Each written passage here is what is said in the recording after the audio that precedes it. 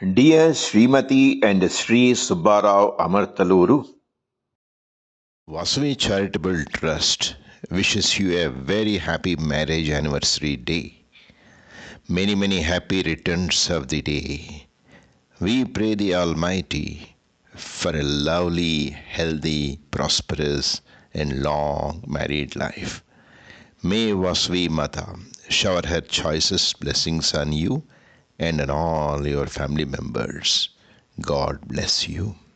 शतमानं भवति शतायुः पुरुषः शतेन्द्रिय आयुष्येवेन्द्रिये प्रतितिष्ठति